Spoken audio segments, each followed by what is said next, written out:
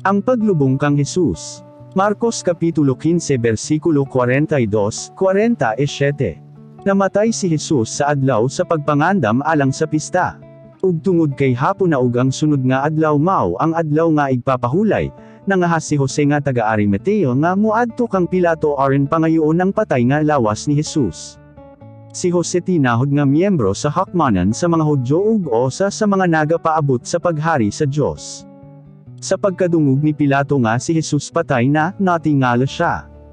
Busa gipatawag niya ang opisyal sa mga sundalo ug gipangutanan niya kon patay na ba si Jesus.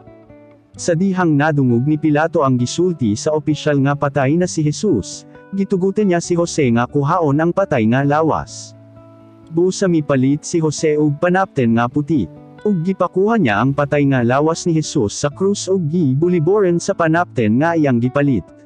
Gipahimutang niya sa lubnganan nga gikabhang sa bakilid, ug gipaligid niya ang dako nga bato sa pagtabon sa pultahan sa lubnganan.